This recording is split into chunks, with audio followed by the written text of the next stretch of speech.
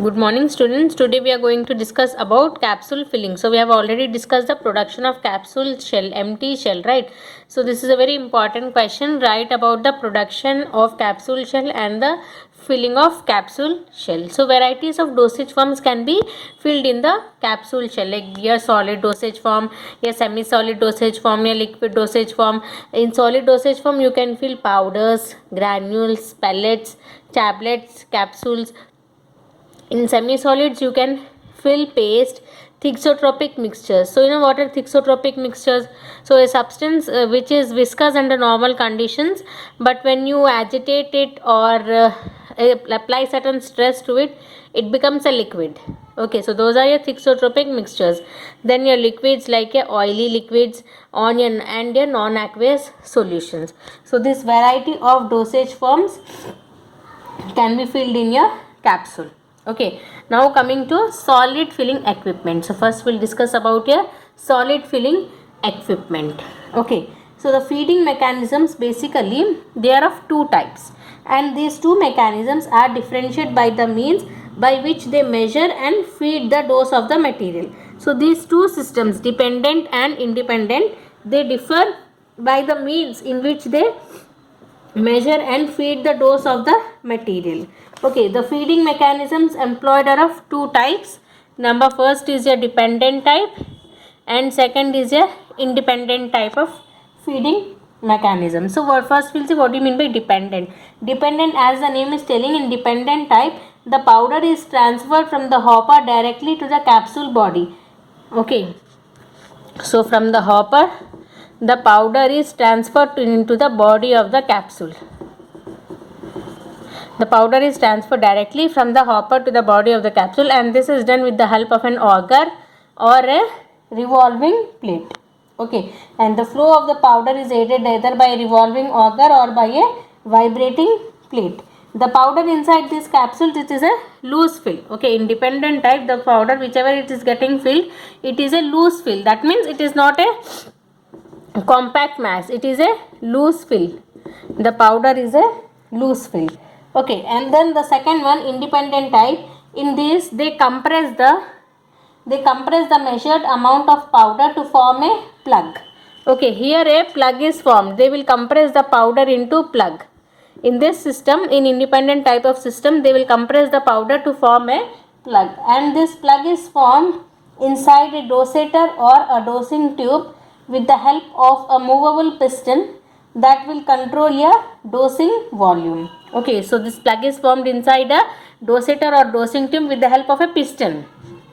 Okay, so it employs a piston. With the help of a piston, that will control your dosing volume. Okay, and your dosator type feeding units are very versatile because the fill weight can be varied over a wide range. So these dosator type feeding units are very versatile because the fill units can be varied over a wide range. Then filling machines are available with a range of output from bench scale to high output industrial scale. So now we'll see these two types of machines. Okay, auger feeding unit and your dosator feeding unit. So your auger feeding unit comes under dependent type. So as I've told you, from the hopper directly to the capsule body through a revolving auger or a vibrating plate, that is a dependent type. So here we'll see the auger feeding unit, and in independent type we have the dosator or the dosing tube. So here we are seeing dosator feeding unit in which a plug is formed. So the plug is formed inside the dosator or dosing tube with the help of a piston. Okay, so first coming to your auger feeding unit. So here you can see this is a powder hopper. Okay, so here is the stirrer, this is a revolving auger. Okay, and then this is your turntable, and then this is your body holder. So whatever the powder fill which you want to fill into the capsule body, that has been transferred into the powder hopper. Okay, and with the help of a stirrer the powder gets stirred continuously. So now when you on the machine with the help of revolving auger, the powder gets transferred directly. This is a body holder, means body holder of capsule, right? So capsule body holder, here is your capsule body. Here you can see the body, right? So from the revolving auger directly the powder gets transferred from the hopper to into the body of the capsule. So this is with your auger feeding unit. Okay, and this is your dosator feeding unit. So here you can see, here here you apply the compression force. Okay, this one is your piston. Okay, and this black one, this is your dosing tube. Here is your powder hopper. Okay, and then when the compression force is applied with the help of a movable piston, the powder from the hopper gets compressed into a powder plug. Okay, you can see the powder plug here. Okay, and then excuse me, plug ejection, and this is a capsule body. Here this will eject the plug. So this plug gets ejected from here, and then it gets filled into your capsule body. Okay, so here is nothing but independent type, which will compress the measured amount of powder to form a plug. The plug is formed inside a dosing tube. You can see the plug is formed inside a dosing tube with the help of a movable piston. Okay, with the help of a movable piston. So with the help of a movable piston, the plug is formed, and that piston controls the dosing volume. Okay, it controls the dosing volume. So this is with a dosator feeding unit. So you can directly see when compression force is applied with the help of a movable piston, the dosing tube, it compresses the powder in the hopper and forms a powder plug. So this powder plug, the plug which is formed is kept here, and the plug ejected, and here is the capsule body. The plug gets ejected into your capsule body. So this is your independent type of mechanism. This is independent type of feeding mechanism, and this is your dependent type of feeding mechanism. Okay, so there are many kinds of capsule filling machines available. You can have a look of the names available. One table is given in Latchman page number 553, table number 14.4. Okay, table number 14.4 and page number 553. He has given the various capsule filling machines. Okay, you can go through that. Since all the machines operates on the same principle, we are going to have a look on the working of one machine, which is a Lilly machine. Okay, so I have already told you, since the machines have already same method of operation, the description regarding one machine is given. So here we are going to discuss about your Lilly machine. Okay, so the Lilly machine, you can see you can refer the diagram in the textbook. Okay, it's nothing but you'll have a hopper. Okay, you'll have a rectifying unit, you'll have a filling ring, and then you will have a peg ring, and then your closing plate. So we'll just see how this Lilly machine operates. Okay, first the empty capsules. You will take the empty capsules, right? The empty capsules are fed from the storage hopper. So you are having a storage hopper in which you keep the empty capsules. They are fed from the storage hopper into a 2-piece filling ring, because I have told you hard capsules are 2-piece capsules.